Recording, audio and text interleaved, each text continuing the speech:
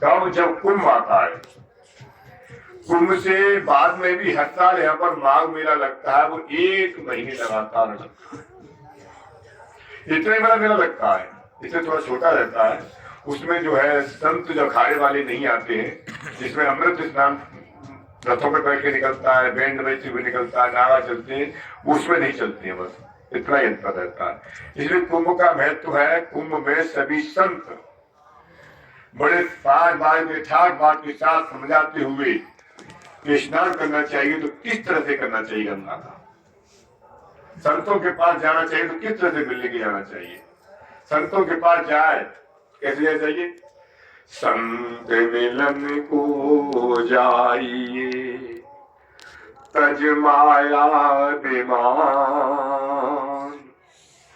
जो जो पग आगे बढ़े कूटिन यज्ञ समान। ये संत से मिलने के लिए जाना है, गुरु से मिलने के लिए जाना है, किसी तीर्थान पर जाना है, तो अपने मोह और माया को सबको ही त्याग दीजिए।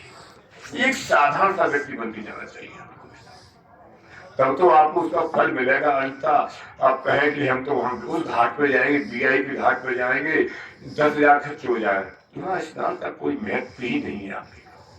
क्यों? आप वो अभिमान पर जा रहे हैं कि हमारे पास पैसा है, पैसा दिखाने के लिए जा रहे हैं, माया को दिखाने के लिए वहां पर जा रहे हैं, तो उस स्नान का महत्व आप खत्म हो जाता है। संत से मिलने के लिए जाना है तो अपने जो धर्म है उसे भूल जाइए, बिल्कुल एक साधारण सा व्यक्ति बन के जाइए और आप दर्शन कीजिए तो आपको कुछ अवसर मिलेगा। बस इसी तरह से गंगा में डुबकी लगानी है तो प्रेम के साथ श्रद्धा के साथ भक्ति से डुबकी लगाइए और गंगा मैया को, देवता को, अपने पितृ देवता को स्मरण कीजिए, उनको स्नान कराइए, उनकी डुबकी लगाइए और आप बाहर निकल गए तब तो आपको फल मिलेगा।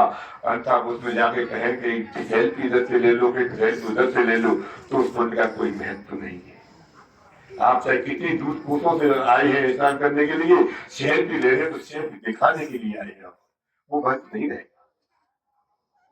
तो यहाँ पर तो आकर के प्रेम से, श्रद्धा भक्ति से आइए, तो उस समय सभी साधु जो होते हैं अपनी मोह और माया सब त्याग देते हैं, नग्न हो जाते हैं, कोई मतलब ही नहीं है हम शरीर से है कि नहीं है। और बिल्कुल कितनी सर्दी भी बताइए, जाड़े की कितनी सर्दी थी 14 जनवरी को, कोहरा पड़ रहा था, शरीर जम जाते। उस स्थिति में शरीर झूमते हुए, गाते हुए हर हर बोले, हर हर करके करते हुए स्नान करने के लिए गए थे, बताइए। तो ये स्नान इसलिए कुंभ का महत्व होता है।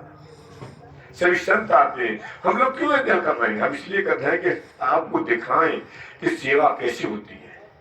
सेवा करना सीखिए, आप है ही नहीं, अपने घरों पे भी साधु संत आए तो उसकी सेवा करना सीखिए।